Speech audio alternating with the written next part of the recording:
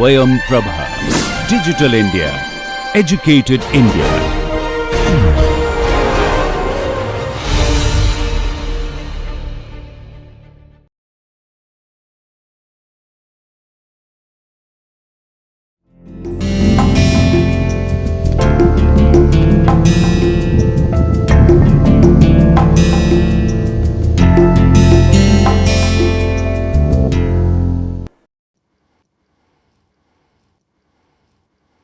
Well, students, this is Dr. Ajay Kumar Singh, Assistant Professor, Faculty of Law, BHU.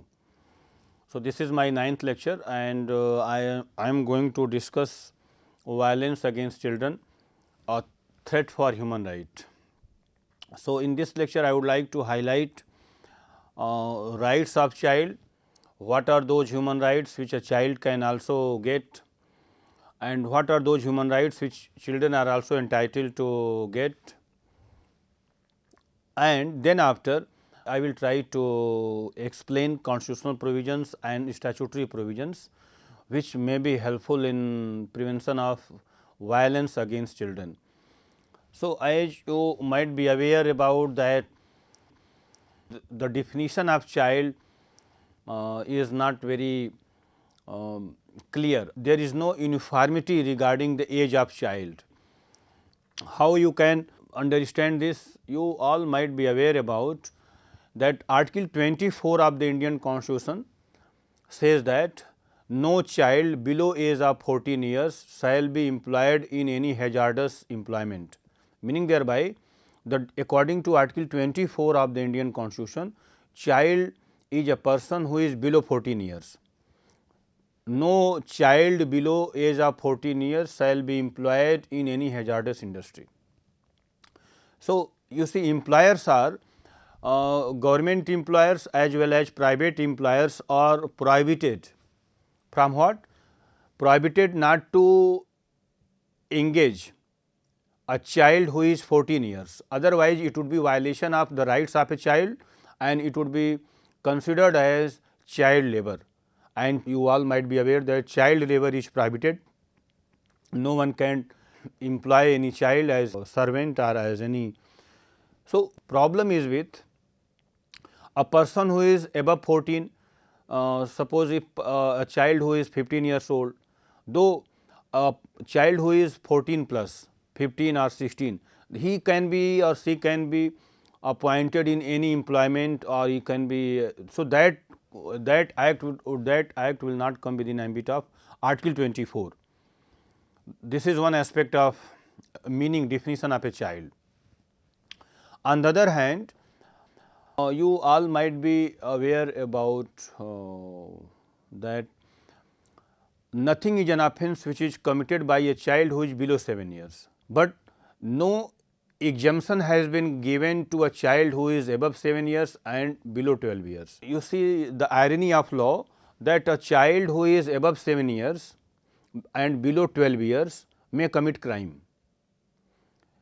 So, the logic behind prohibiting a child who is below 14 years, that a child who is below 14 years is not in position to understand the nature and consequences of his act. So, that is why that child should be prohibited. But other law says that a child who is above 7 years has committed crime, and after the commission of crime, if the child who is above 7 years and below 12 years has absconded from the scene of crime. So, considering the subsequent act of a child, that child may be prosecuted and convicted. So, you see the irony of law. Section 12 of the Indian Penal Code says that a child who is above 7 years and below 12 years can be prosecuted, can be held guilty for committing offence. Considering the subsequent behavior, considering the subsequent conduct of that child. How? For example, 10 years old child who has committed theft in a shop. Suppose if he has stolen 10,000, 20,000 rupees from a shop and he has absconded from that place. So, law presumes that his act, previous act and subsequent conduct After stealing 20,000 rupees, he absconded. He has absconded from the place. So that child may be prosecuted and convicted for committing theft. So how is it possible that if one law says that contract, now come to Indian Contract Act 1872. Before I start this, let us try to understand the anomalies regarding age of child. You all might be knowing that minors agreement is void ab initio. Who is minor? For the purpose of contract, according to section 11 or 12 of the Indian Contract Act, a child who is below 18 years, they are considered as minor child. A person who is below 18 years, they are not in position to understand the nature and consequences of their act. So that is why they are not allowed to enter into an agreement, because they are unable to understand the content of the agreement. So they cannot put their signature, they cannot contract. A person who is below 18 years, law presumes that they are unable to understand the nature of their act. So that is why they should not be allowed to make a contract. Contract is very civil nature. If one law says that a child who is below 18 years is not in position to understand the nature and consequences of his act, so that is why he should not be allowed to enter into an agreement. So why another law says that a child who is above 7 years, below 12 years has got sufficient maturity to commit a crime. So though this may be, you may agree or you may not agree on this, but you must consider all these things when. So now what I am trying to justify, because I am trying to justify that there is no uniformity regarding the definition of a child. Factory Act 1948 says that a child is a person who is below 14 years. So anyway, and you, on the other hand, there is a international covenant, CRC 1989, International Covenants on Rights of Child, CRC 1989. In brief, it is referred as CRC 1989, Convention on Rights of Child 1989. In that convention, that international convention which is on rights of child, according to that convention, the minimum age for child is 18 years. That convention defines that a child is a person who is below 18 years. So the point which I want to highlight, that age of child is not uniform in this country. And another important thing is that after the commencement of Right to Education Act, RT, Right to Education, in that act, 14 years old child, means from 6 up to 14 years, children are entitled to get free education. So even in that legislation, and in my opinion, I think that age should be extended up to 18 years. If you want to educate our children who are poor, who come from poor background, so this age should be extended from 14 to 18 years. At least primary education must be free and compulsory up to 18 years. So by doing this, we can strengthen our democracy by educating those children who may be deprived from this benefit, from the benefit of elementary primary education. So this age may also be extended from 14 to 18. This is my personal suggestion. But now come to violence against children. So as I told you that what human rights can be availed by children in legal system, in our legal system. So children are entitled to get education free of cost if they are poor. So right to education, right to equality, right to life, right to shelter, right to food, these are certain precious rights, these are certain human rights which all children are entitled to get only because they are human being. As you all might be knowing that Article 1 of UDHR, Universal Declaration of Human Rights, clearly says that all human beings are born equal.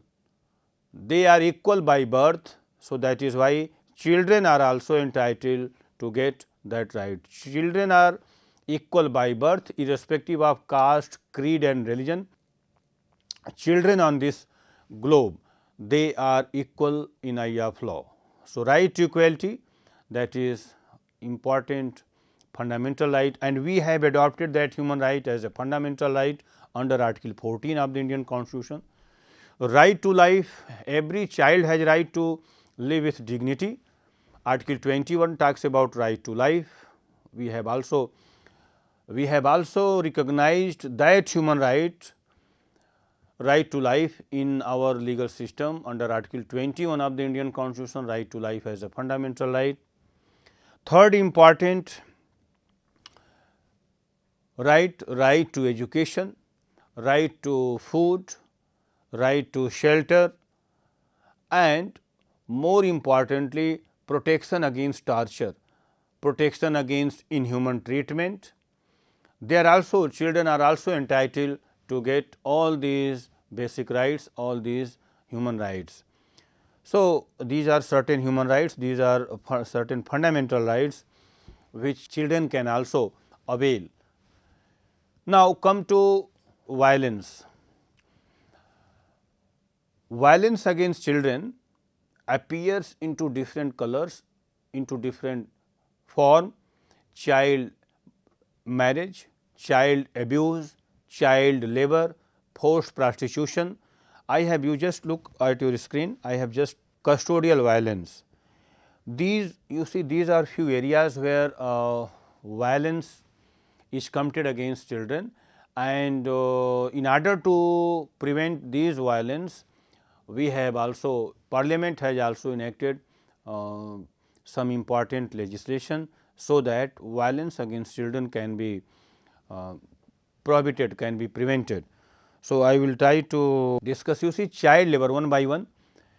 I will try to explain this one by one. Child labor, this is an important issue before this democracy.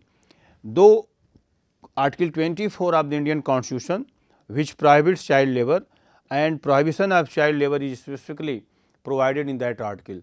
No child below age of 14 years shall be employed in any employment or hazardous industry. And Article 15 of this, you just can see Article 15 clause 3, it is specifically mentioned in Article 15 clause 3 that nothing in this article shall prevent the state from making any special provision for children and women. So, if state is making any special law for the betterment of children, that law cannot be inquired by court of law. And under this, you see, in accordance with this provision, Parliament enacted Child Labour Prohibition Act 1986. In 1986, it was decided by Parliament that child labour should be prohibited, and we are having a special legislation on this Child Labour Prohibition Act 1986. Article 23, you all might be aware about Article 23. You just look at your screen. Forced child labour, human trafficking including children. So, Article 23 prohibits forced labour, begar. So, no child can be compelled to render his services, no child can be forced, compelled to provide his services to any employment, to any establishment. It would be violation of Article 23, begar. So, human trafficking is also prohibited under Article 23. In pursuance of this article, you see prohibition of child marriage, this special legislation was enacted by Parliament in 2006. Juvenile Justice Care and Protection Act 2015, these are few important legislations which have been enacted by Parliament to secure, to protect rights of child of this country. So, now next important, you see, with the help of this slide I would like to highlight few important legislation statutory provisions where violence against children has been strictly prohibited. The first act is, you see, Immoral Trafficking Prevention Act 1987, the Protection of Children from Sexual Offence Act 2012, this is popularly known as POCSO Act. You see, this Protection of Children from Sexual Offence Act 2012 was enacted in order to ensure justice to children, and in this special legislation, child below age of 18 years, if that child is victimized, the punishment is very severe, imprisonment, that is up to 20 years. This imprisonment may extend to life imprisonment if any child who is below 18 years is sexually abused. So, that is an offence, and that offender may be prosecuted and convicted for 20, means court may award sentence up to 20 years, that may also be extended up to life imprisonment. Child victim statement through video conferencing, this kind of provision is given for the betterment of child. And in order to, you see, in order to, I have already highlighted the nature of this offence, that offence is cognizable and non-bailable. You just look at your screen, this nature of this offence is cognizable and non-bailable, this cognizable and non-bailable. This non-bailable here means once the application regarding child sexual abuse is reported, complaint is made to the magistrate or FIR is lodged, that is the nature of cognizable offence, and it is non-bailable. Bail is not generally granted in where a child is sexually abused. So, this is non-bailable offence.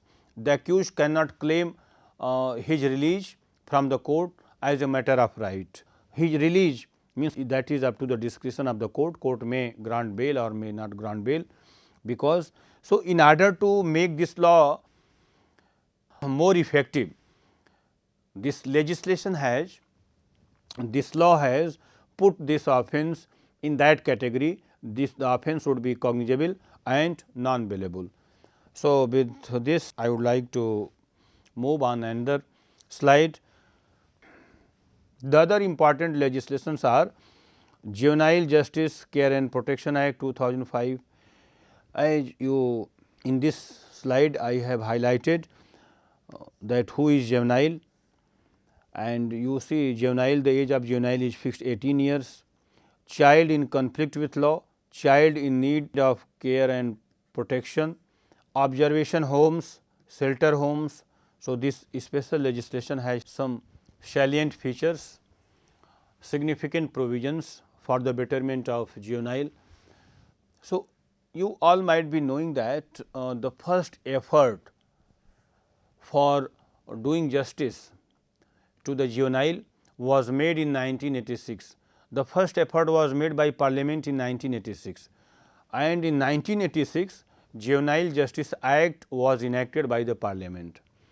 That act was incomplete legislation. So, Parliament decided to amend that legislation. In the year of 2006, Juvenile Justice Care and Protection Act was, again that act was amended. Juvenile Justice Act 1986 was repealed, and in the year of 2006 new juvenile justice law was enacted, and it was Juvenile Justice Act 2006. Again, considering the plight of juveniles in India, Parliament enacted a new legislation on Juvenile Justice Care and Protection Act 2015. So, under this act, the age of child has been fixed 18 years, the age of juvenile has been fixed 18 years. In previous legislation, the age of juvenile was 16 years. So, after Nirbhaya incident, a Nirbhaya incident which took place in 2012, December 2012, after Nirbhaya incident, in that incident a juvenile was also involved in that gang rape. So, the age of that child, considering the incident, considering the gravity of that matter, Burma committee recommended that the age of juvenile should be extended. So, now this age has been extended in this act. Child in conflict with law and child in need of care and protection.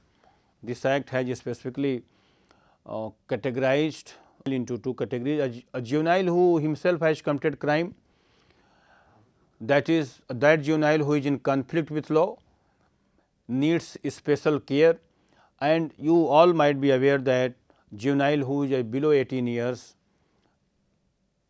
cannot be kept in prison, cannot be kept in jail. He has to, means juveniles, they are kept in separate prison, and that prison is known as observation home or shelter homes. The word prison is not appropriate for juveniles. Juvenile who are conflict in law, who have come, juvenile who has committed crime, they are kept in district reformatory home, district shelter homes. So, this act has a special provision for shelter homes and observation homes. So, the reason behind putting them in separate cell, district reformatory home, district shelter home, observation home, logic behind having this kind of statutory provision is to give an opportunity to the juvenile, so that juvenile can be brought into the mainstream of the society. Because by doing this, opportunity is given to the juvenile, so that they can repent themselves. By repenting means they can repent, they can realize that they have committed immoral, they have committed unethical thing. So, that is why by by this statutory provision, juveniles are given special kind of protection, or you can say opportunity, so that they cannot repeat the same thing in future. So, this is because of these humanitarian values, effort has been made that if juveniles, if they would be kept in along with hardcore criminals in prison, there might be chances that they may also become hardcore criminal, habitual criminals. So, that is why there is a separate provision for them, and it is the duty of state government to establish separate observatory homes for the children. And as a result of this legislation, the state governments, they are having separate observatory homes, and each and every district has its own district reformatory homes for juveniles. So, this is you see, this is the way through which violence against children can be prevented. So, by making law, we can prevent violence against children, and I do not want to go in technicality of efficacy of this legislation, the efficacy of these statute. Whether these statutes have been effective in preventing violence against children or not, it may be a question, it may be a matter of debate, and it may take time. So, I am not going into the technicality of goodness or badness of statutes, whether this law is good, whether this statute is good or bad. The only thing which I am trying to justify, that these statutes have been enacted by Parliament for the betterment of children, for the prevention of violence against children. So, now come to judicial aspect. So, in judicial aspect, we will try to understand the role of Supreme Court in prevention of custodial violence against children. So, we in this slide, I have classified cases into two categories depending on the nature or gravity of the issues. You see, we must analyze our legal system, we must analyze our statutes, whether statutes are effective, whether statutory provisions have been effective in preventing violence against children or not, and if statutes are ineffective, if statutes have become insignificant, then it is the duty of court to take appropriate action against the wrongdoer. It is constitutional duty of judiciary to protect the rights of child. Judiciary being custodian of judiciary, particularly Supreme Court and High Courts, being custodian of fundamental rights, they are supposed to protect rights of children. So, because of that notion, Supreme Court and High Courts, they are supposed to prevent violence against children. So, with this I have tried to include few important case laws in this lecture. You just look at your screen.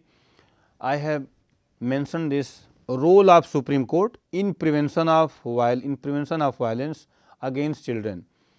So, how Supreme Court has been effective in preventing violence against children, we will try to understand this. The first case which I have referred, that is Nilavati Behera vs. State of Odisha. You might be aware about this custodial death. Second important case is Shaheli versus Commissioner of Police, custodial death. Nithari serial murder case. This case will open your eyes. This is very leading case and important case on this point, which I would like to highlight this case, Nithari serial killing case.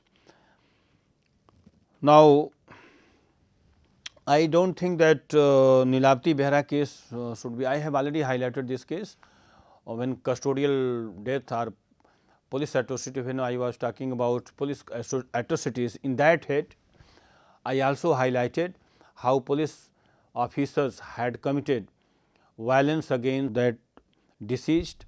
Custodial death, this case was considered as a custodial death by Supreme Court, and Supreme Court awarded compensation to the mother of deceased Nilavati Behera.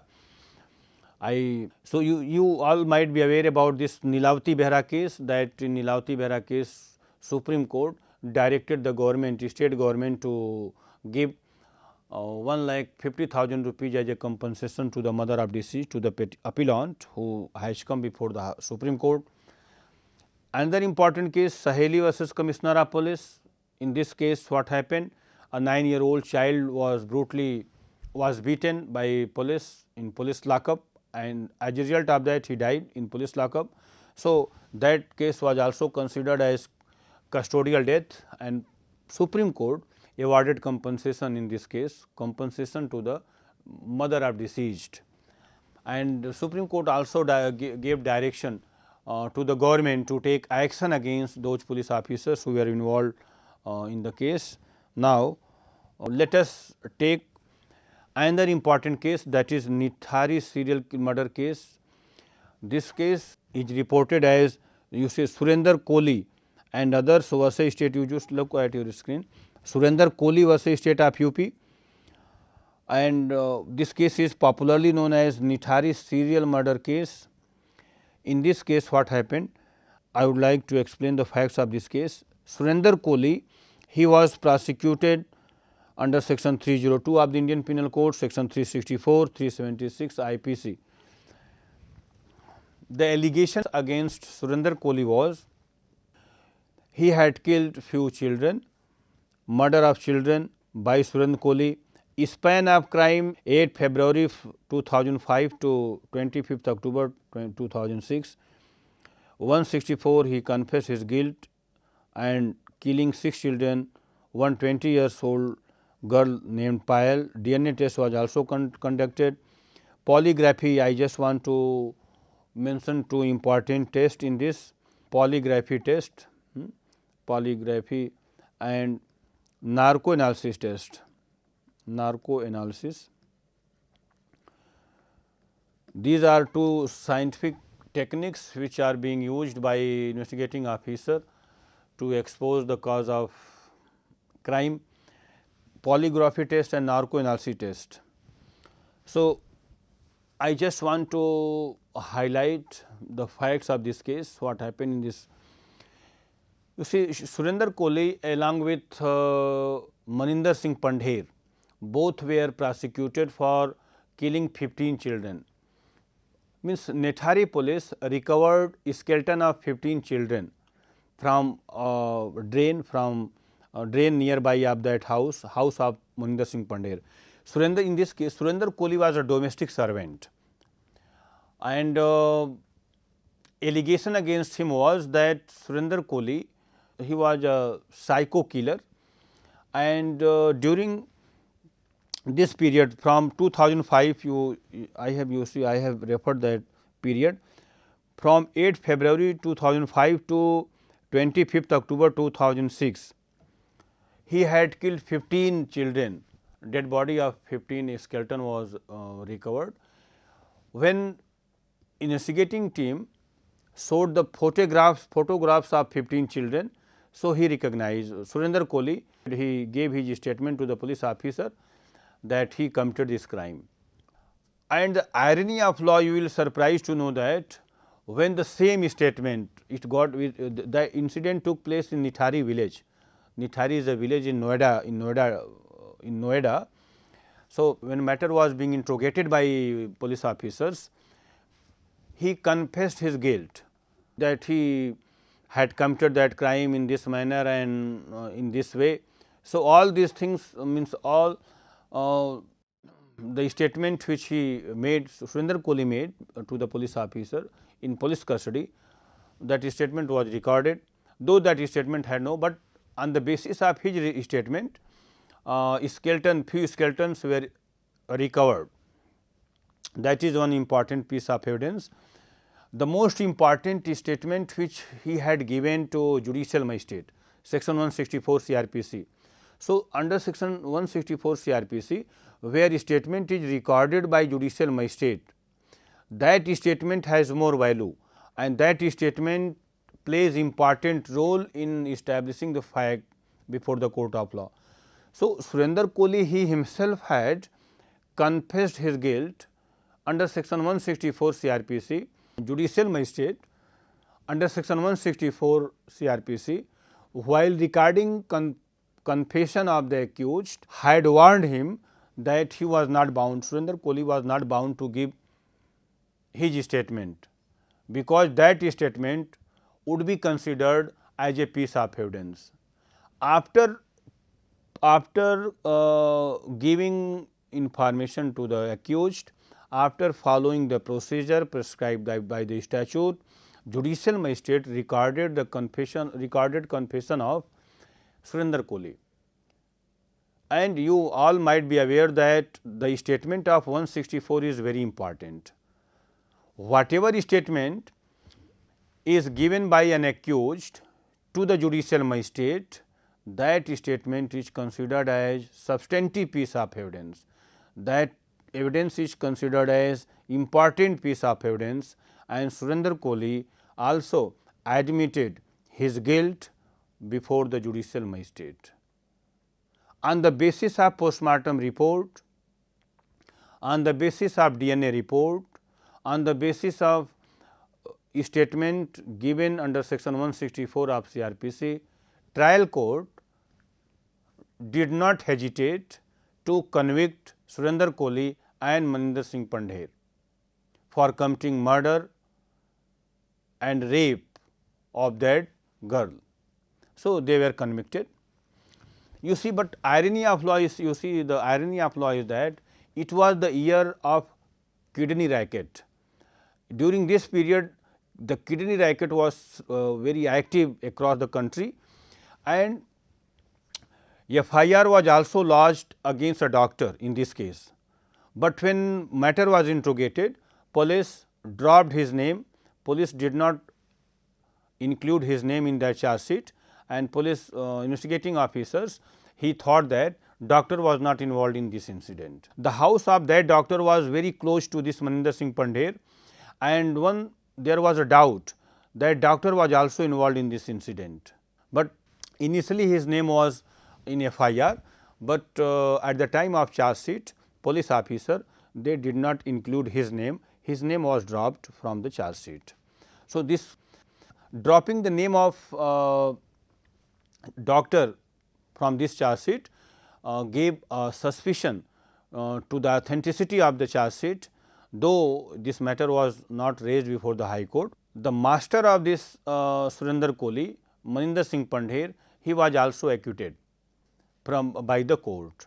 In the absence of sufficient evidence, the only person Surinder Kohli, he was convicted for committing murder. Now, when he was convicted by the trial court for committing murder, he went in appeal. High Court also confirmed. The important thing is that in this case what happened, you see this is a very leading case on violence against children. In this case about 15 children were killed, and so when matter came before High Court, when appeal was made by Surinder Kohli, High Court also considered this case rarest of rare. As you all might be aware that in Bachchan Singh case, Bachchan Singh versus State of Punjab AIR 1980 Supreme Court evolved a new doctrine of rarest of rare case. So, Supreme Court held that in where murder is committed by a person in a brutal manner or in a very heinous manner, that killing, that murder should be considered as rarest of rare, and by applying rarest of rare doctrine, that accused must be awarded death sentence. Otherwise, in case of murder, life imprisonment should be awarded as a rule, and death penalty can be given in rarest of rare cases. Death penalty should be given in 1% case, death penalty should be awarded in exceptional cases. So, this case was considered as exceptional case because 15 children were killed in this case. So, trial court considered this case as exceptional case, rarest of rare case, and by applying that doctrine rarest of rare, Surinder Kohli was convicted. His conviction was upheld by High Court. High Court said that trial court was not wrong in convicting this accused, because accused was very, you see the whole exercise which was done by investigating officer by conducting narco analysis test, brain mapping test, police postmortem report, medical expert doctors were also present at the time of investigation, but the entire practice became futile when the matter was appealed to the Supreme Court through SLP, and in one or two cases he was released on bail. So, you see how this case means Surinder Kohli got bail from the court, and this is the reality of this Nithari serial murder case. Another important case on this point, as you all might be knowing, that ROC murder case, that is very leading case. In ROC murder case, which I would like to explain the facts of this case, what actually happened in ROC murder case. There was allegation against parents of ROC that Dr. Rajesh Talwar and Dr. Nupur Talwar, they killed their daughter because their daughter ROC, she had illicit relationship with her domestic servant Hemraj. Actually, this is honor killing murder. So, Hemraj was also killed in that incident. Domestic servant Hemraj was also killed, but when matter was being interrogated by UP police found the case that no one killed. Closure report was filed in the court by saying that no one killed ROC.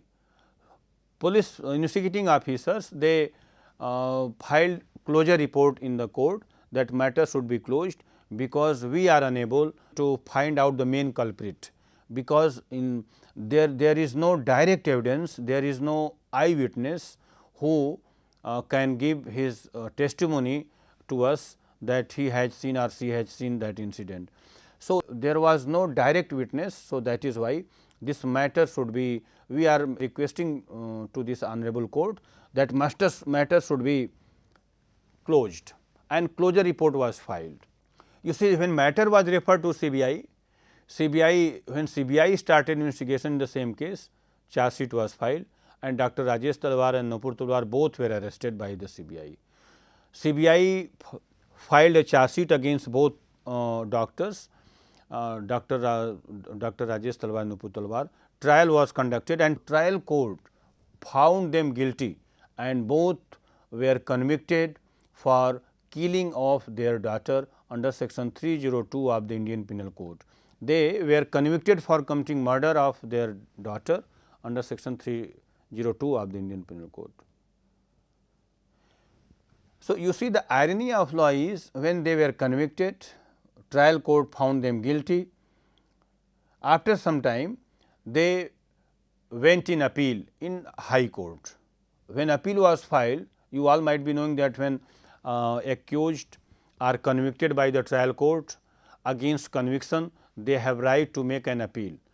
When appeal was made to the high court, appeal was accepted and high court acquitted them from section 302 from the charges of murder of their daughter. Now, they have been acquitted by the court and you see how when this incident happened, matter was transferred to the CBI. CBI investigated this case, charge sheet filed, trial court convicted, but high court has acquitted both the culprit and high court has also made a very objectionable remark against the investigating agency. High court has made very objectionable remark in this case, which I would like to quote, that it appears to investigating officer of CBI was a director of a film. He was actually, it looks like investigating officer of CBI played his role like a director of a movie. He was directing his team that in what manner that investigation should be, evidences should be collected, prepared, and he was director and script writer as well. So, he has investigating officer has written a very good script in this case and he was also a director of a movie. So, that is why evidences collected by investigating team that evidences are insufficient and misleading. That is why both are deserve to be acquitted and that is why both have been acquitted by the court. So, you see this you can also refer RC murder case, Nithari serial murder case in violence against children. So, now with this now come to how to prevent. I have also made this slide, how to prevent violence against children. These are the statutes through which we can prevent violence against children and Supreme Court has also played important role in prevention of atrocities, prevention of violence against children. But there are certain other things which by doing that we can also play important, even violence against children can also be prevented. You see this, you just look at your screen how violence against children can be, how this violence can be, this stigma, social stigma can be prevented at home by sensitizing to the people that people should not engage child labor. Child labor is a big problem. So, you all might be knowing that the word munna, when word munna is that is very popular word, you chotu munna means this kind of words are frequently used in our day to day life. So, we people must sensitize to our society that child labor should be prohibited. They should not engage child at their for their domestic purposes. Sensitization is very, and by doing this we can prevent at home, from home. Charity begins from the home. So, with this we can start this is the first step. Second important step initiative which can be which can be initiated against violence against children. It frequently happens in each and every school that CCTV must be installed. So, by doing this we can observe, we can see whether in case of violence authority may be in position to verify whether violence was committed on the part of teacher or school principal or not. So, with the help of this digital device, we can prevent violence against children in school. CCTV installation, training program should be may also be organized. You just training program, teachers as well as principals may be trained so that they cannot give corporeal punishment. Many times you all people might be aware through news channels or media reports reveals that teachers or principals are involved in corporeal punishment. They beat their students. So, we can also organize such kind of program so that they can be trained. Display of child rights, as you all might be knowing that Supreme Court has issued guidelines for prevention of violence against children. These are the certain rights of child. The first is all the children have right to primary education first, all the children have right to have nutritious food. It is the duty of school principal to provide midday meal scheme, and in midday meal scheme principals are bound to provide nutritious food. So, they have all kinds of, so midday meal scheme are, so display, they have right to recess, leisure, means they cannot be compelled to, these are certain rights which Supreme Court has already given to the children of this country. So, that rights must be displayed in each and every school. Once this rights of child would be displayed, it would be like a mirror for that school and for the teachers as well as principal of that school. So, they will think twice before committing any kind of violence or corporeal punishment against the students. If the rights of children are displayed in front of the gate before entering in the premises of the school principal, school teacher, they may be aware that these are the rights of child. If we will commit any kind of crime, we even principal or teachers can be prosecuted or and convicted for that. So, if this kind of law is already displayed on the wall of the school in front of the gate. So, teachers as well as principal, the moment they enter in the premises of the school, they will become aware about the harsh punishment which might be given to the school teachers and principals. So, this kind of things can also be accepted or can also be done in order to prevent violence against children. Working place means in each and every government or private institutions, there should be, or in market, there should be special provision for CCTV cameras, and we know state can deny from this fact that all the states are in good position, their financial status are very good. So, no state can deny that state is very poor, and so state has financial constraint, state cannot afford this much amount to install CCTV camera in market or in, so that with the help of this CCTV camera we can identify that whether any child, where any person has engaged child or getting the benefit from any child as a child. So, by doing this we can prevent child labor. So, I am only emphasizing child labor, how child labor can be, and awareness to just this awareness. So far awareness is concerned, to my knowledge, to my understanding, it appears to me that this is kind of ethical practice, though employers should be awareness should be created in school teachers, principals should make them aware by these guidelines. So, awareness is very, I think, least it plays very least role in controlling this, because people may be unethical in doing this.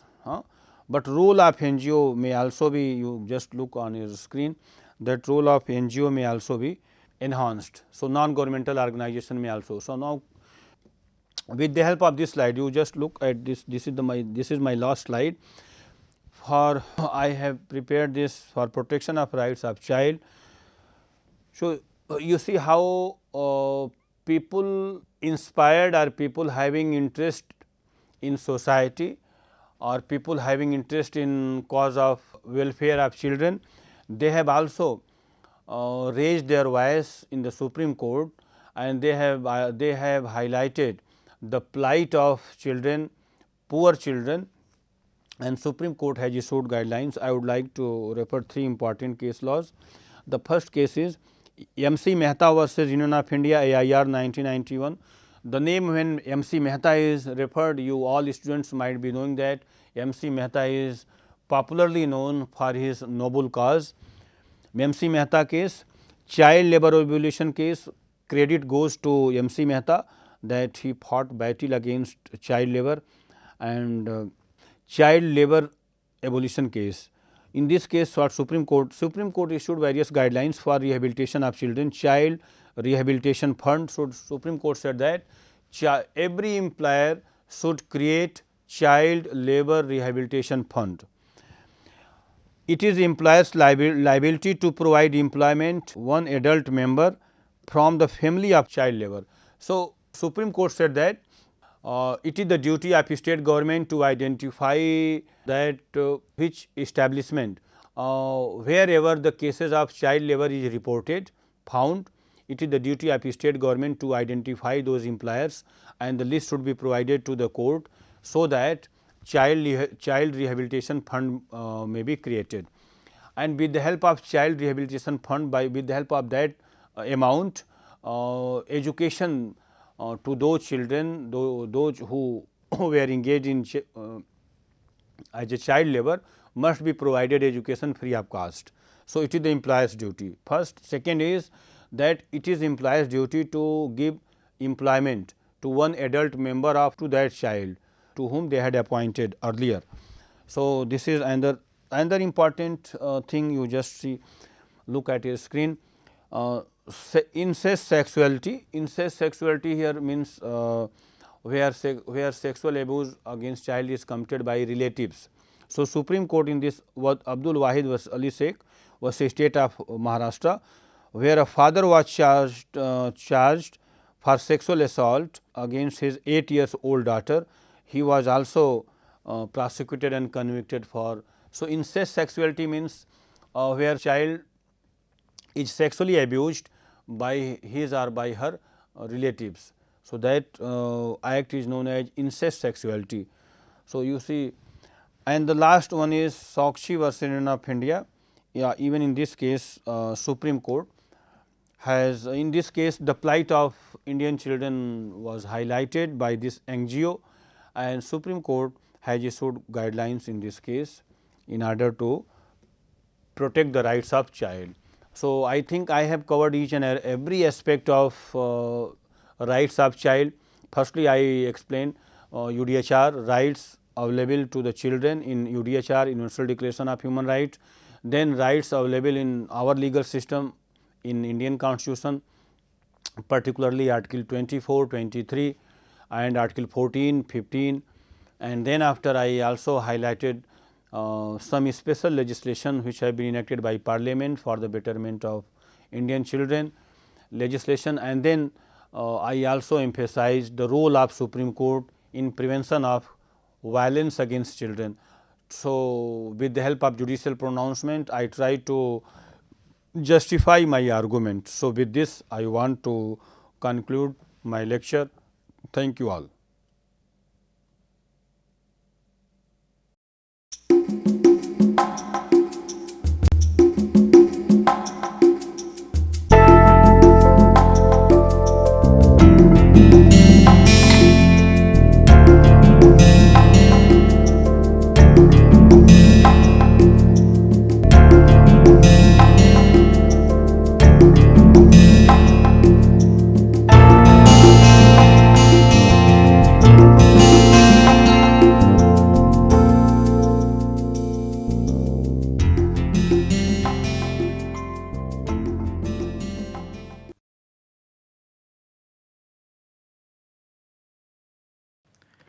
Hello everybody.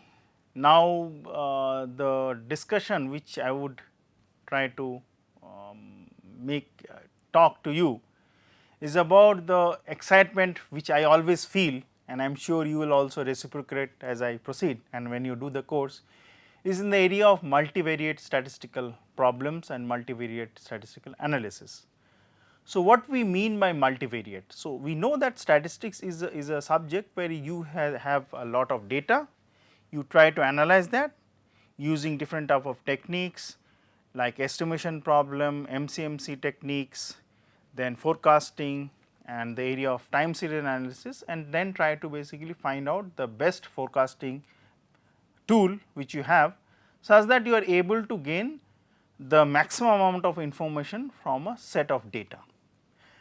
Now, in the recent past, as we see that multivariate statistics has really increased in a very exciting manner, and if I trace back to history, it has been going on slowly for the last about 70-80 years, but now the time has come where it is being used in a very big way, and the techniques which we all know, but which are being utilized with new vigor are in the area of, say for example, canonical correlation technique, in the area of factor analysis, in the area of conjoint analysis, in the area of clustering analysis, in the area of multi-dimensional scaling techniques, structural equation modeling, be it in the area of finance, be it in the area of engineering, be it in the area of social sciences, be it in the area of economics, such that you are able to gather the information from the data in such a way that it really gives you some useful set of information.